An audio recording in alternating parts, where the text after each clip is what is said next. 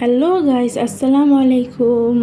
আশা করি আপনারা সবাই ভালো আছেন। আলহামদুলিল্লাহ, আমরা অনেক ভালো আছি। আজকে শুরু করছি আপনাদের সাথে এক হাঁড়িতে 2 ধরনের পিঠা বানিয়ে দেখাবো। এই তো আমি 2 ঘন্টা আগে চালটা ভিজিয়ে নিয়েছিলাম। এখন এই চালটি ব্লেন্ডার করে নিব। ব্লেন্ডার করার পর এই তো ব্লেন্ডার জারে আমি চালগুলো নিয়ে নিচ্ছি। তো আপনারা দেখতে থাকুন পিঠার রেসিপিগুলো। এক হাঁড়িতে 2 পিঠা, ভাবতে পারছেন? এই তো ব্লেন্ডারের জারে নিয়ে নিচ্ছি। এখন এই তো ব্লেন্ডার করা শেষ। ব্লেন্ডার শেষে আমি ঢেলে নিচ্ছি। তারপরে তো আমার সম্পূর্ণ চালগুলো ব্লেন্ডার করা শেষ। এখন আমি হাঁড়িতে অল্প অল্প পরিমাণে চালের পেস্টটা নিয়ে নেব। এই তো এতটুকু পেস্ট নিয়ে নিয়েছি। এখন এই তো 1 বাটি আমি পানি নিয়েছি, সেখান থেকে অল্প পানি দিয়ে দেব আর কিছুটা পরিমাণ রেখে দেব। তো আমি এখন মিশিয়ে নিব। দেখতে থাকুন কিভাবে মিশাই।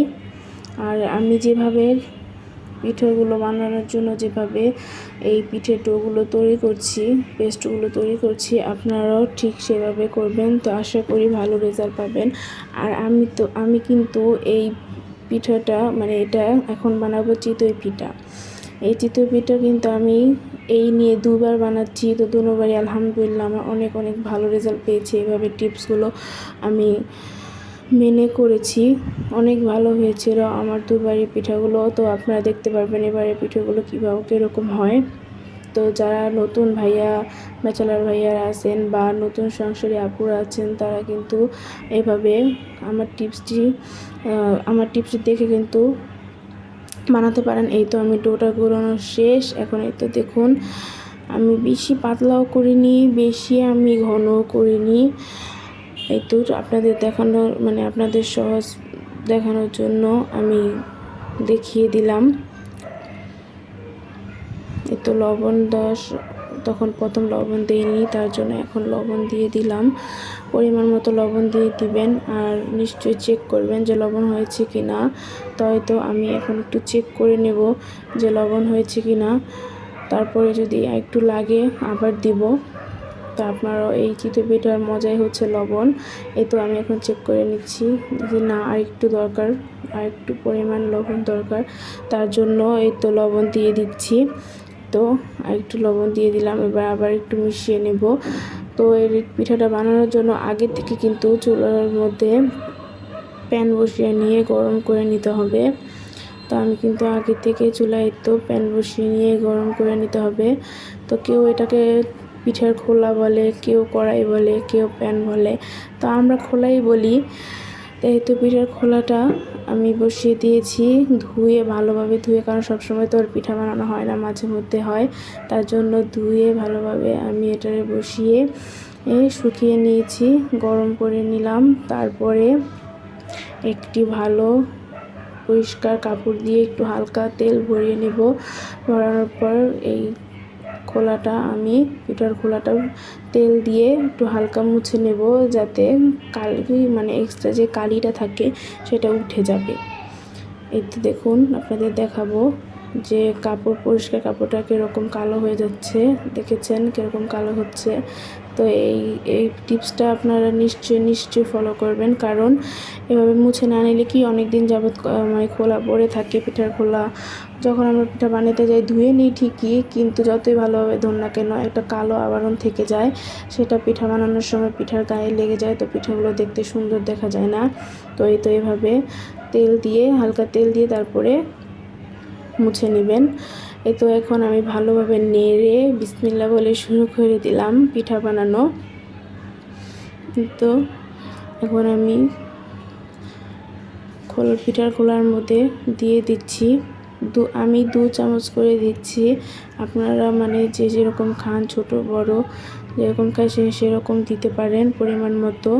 আমি একটু ছড়িয়ে দিলাম, কারণ সাইড থেকে ছড়িয়ে দিলে কি সাইডে যে পাতলা আবরণটা ওটা লেগে যায়, মুচমুচে হয় সাইডে, অনেক ভালো লাগে খেতে, তখন মুচমুচ করে। তো এই পাতিলাটা দেখে কেউ হাসবেন না। আমার চিতই পিঠার মেন টিপস হচ্ছে আপনার যে খোলাটা বসাবো তার সমান সমান ঢাকনাতে হবে না, সেটা কাঁচা থেকে যাবে, পিঠাটা হতে যাবে না। তার জন্য পিঠার থেকে একটু উপরে ওরকমভাবে ঢাকনা লাগবে। তো ছোট ঢাকনা আমার কাছে নেই, তার জন্য আমি মনে করেছি যে এই পাতিলাটা দিয়ে হয়ে যাবে। এই পাতিলাটা দিয়েই আমি করে ফেললাম।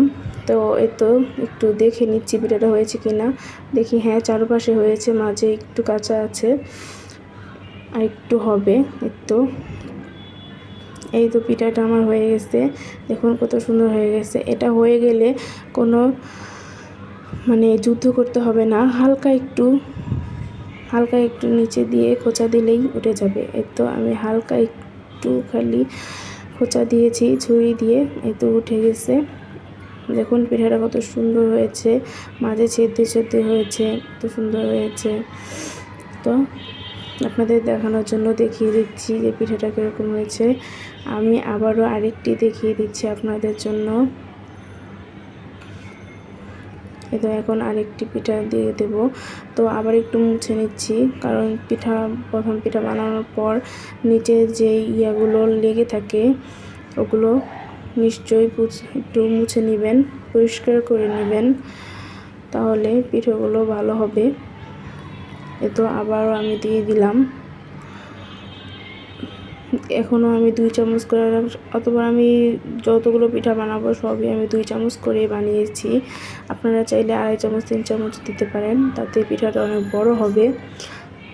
তো দেখুন আমার পিঠাগুলো বানানো শেষ। দেখুন পিঠাগুলো কত সুন্দর হয়েছে, ছেদ্দ হয়েছে, দেখতে কত সুন্দর লাগছে। তো আপনারা নিশ্চয়ই আমার এই টিপসটি ফলো করবেন। যারা নতুন আপুরা আছেন, ভাইয়ারা আছেন, তারা নিশ্চয়ই আমার টিপসটি ফলো করলে নিশ্চয়ই ভালো রেজাল্ট পাবেন। দেখুন পিঠাটা দেখতে কতই ভালো লাগছে। এখন আমার চিতই পিঠা বানানো শেষ। এবার একই হাঁড়িতে আরেকটি পিঠা বানিয়ে নেব, তার জন্য দেখতে থাকুন। এখানে নিয়ে নিচ্ছি পেঁয়াজ, কাঁচামরিচ, তারপরে চালের পেস্ট। এই হাঁড়িতে আমি চিতই পিঠা বানিয়েছিলাম, এখন এই হাঁড়িতেই বানিয়ে নেব আরেকটি পিঠা। কি জানেন? ডিম পোয়া বানিয়ে নেব। সেই চালের পেস্ট নিয়ে নিয়েছি, পেঁয়াজ কাঁচামরিচ নিয়ে নিয়েছি, এবং লাগবে 2টো ডিম, আর লাগবে পরিমাণ মতো লবণ। এখন দেখতে থাকুন আপনারা কিভাবে আমি পেস্টটি তৈরি করছি।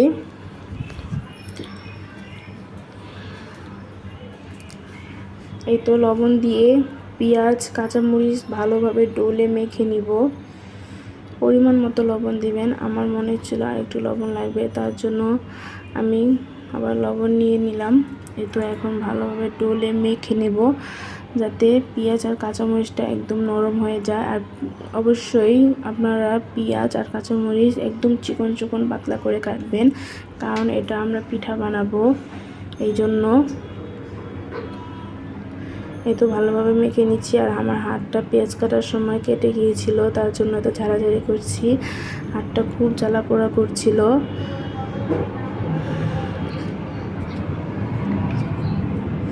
দেখুন আমার হাতটা কেটে গিয়েছিল, আপনাদের সাথে শেয়ার করলাম। এখন ডিমগুলো ভেঙে দিয়ে দিব, 2টো ডিমই আমি ভেঙে দিয়ে দিব। একটা দেওয়া শেষ, আরেকটাও দিয়ে দিব।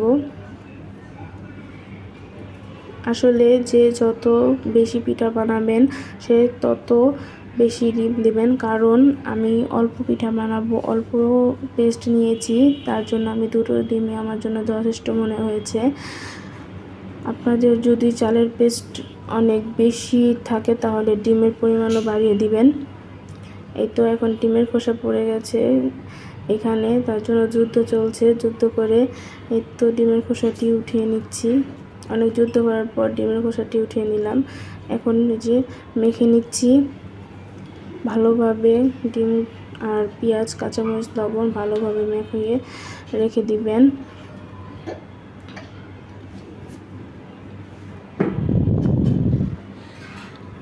মাখানো শেষ পর্যায়ে। এখন চলে যাব চালের পেস্ট নেওয়ার জন্য। চালের পেস্ট, এখন আমি পরিমাণ মতো চালের পেস্ট নিয়ে নেব।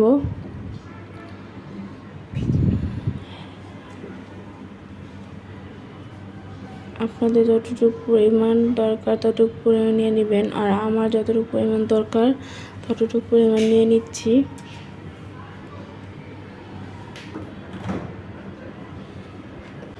এই তো একটু একটু করে চালের পেস্ট নিয়ে নিচ্ছি।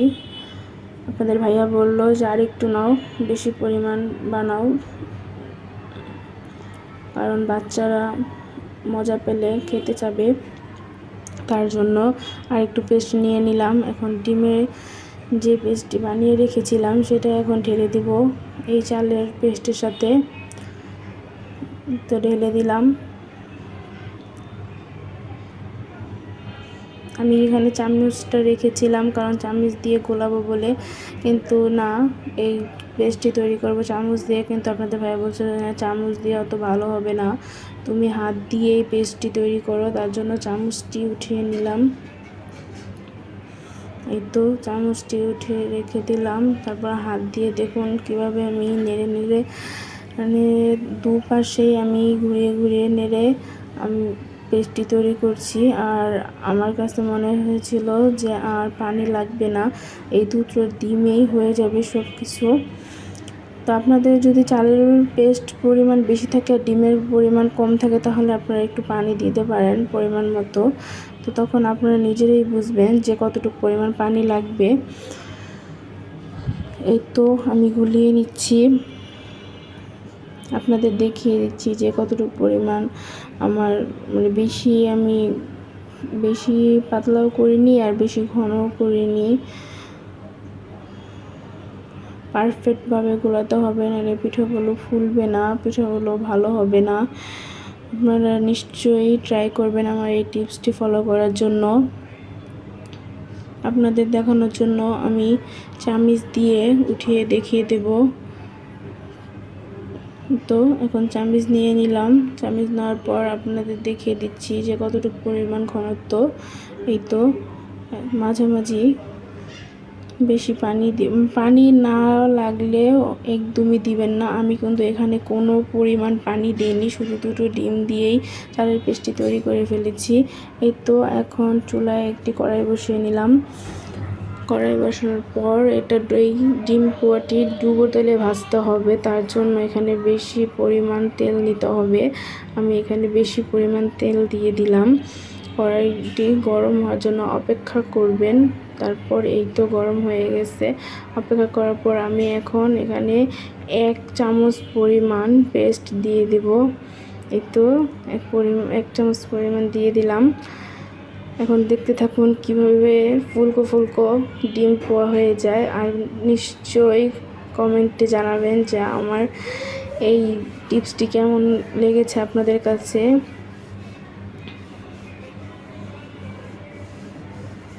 এই তো আস্তে আস্তে ফুলে যাচ্ছে ডিম পোয়াটি, আর দেখে নিশ্চয়ই মাশাআল্লাহ বলবেন, কারণ পিঠে দেখে যদি কেউ ওয়াও বা কত সুন্দর হয়েছে এগুলো বললে আসলে পিঠে নাকি নষ্ট হয় আর হয় না, মুরব্বীরা বলেছে শুনি।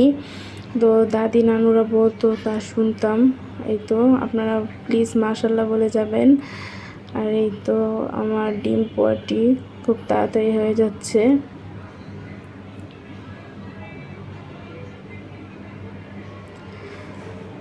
এখন বাজে রাত 12টা, আর আমি দেখতে থাকুন যে পিঠা বানানো শেষ করেছি কয়টা বাজে।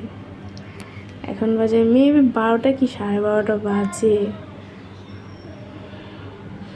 তো কী করব, যখন নাকি খেতে মন চায় তখনই বানিয়ে ফেলি।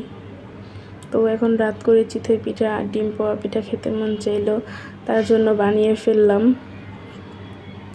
এই তো দেখুন আস্তে আস্তে কালার এসে পড়েছে। এই তো দেখতে পেয়েছেন কত সুন্দর কালার এসেছে। তো এইভাবে পিঠাগুলো বানিয়ে নিব। আপনারাও এই টিপসটি ফলো করতে পারেন, একবার হলেও বাসায় বানিয়ে খাবেন, কারণ আসলে চিতই পিঠা আর এই ডিম পোয়া পিঠাটা খেতে অনেক মজা হয়েছিল। আসলে আমার হাতের চিতই পিঠাটা হচ্ছে এই সেকেন্ডবার বানিয়েছি, আর এই ডিম পোয়া পিঠাটি এই ফার্স্টবার। এই তো দেখুন 2:10 বাজে, রাত 2:10 বাজে আমার এখন পিঠা বানানো শেষ হলো। এই তো দেখুন পিঠাটি কত ইয়াম্মি লাগছে পিঠাগুলো। দেখতে কত ইয়াম্মি ইয়াম্মি লাগছে। আপনাদের এখন দেখিয়ে দেব আমি। মাঝখানটা কত ক্রিসপি হয়েছে আর আপনার চারো সাইডে অনেক মুচমুচে হয়েছে। চারো সাইডটা কামড় দিলে অনেক মুচমুচ লাগে আর মাঝখানটা অনেক নরম হয়েছে। দেখতে থাকুন, আমি একটা পিঠা ভেঙে আপনাদের দেখিয়ে দেব। এই তো পিঠাটি ভেঙে এখন দেখিয়ে দেব। তো একটা পিঠা নিয়ে নিলাম, এখন এই তো চাপ দেওয়ার সাথে সাথে মাঝখান দিয়ে ভেঙে গেল। দেখুন কত ইয়াম্মি হয়েছে, ভিতরটা কত ভালো লাগছে দেখতে, খেতে আসলে অনেক মজা হয়েছে। এই তো ভিডিওটি এখানে শেষ করছি, পরের ভিডিওর জন্য অপেক্ষা করুন। আর কোনো রেসিপি যদি আপনাদের কাছে জানতে চান তাহলে নিশ্চয়ই কমেন্টে জানাবেন। আল্লাহ হাফেজ, আসসালামু আলাইকুম।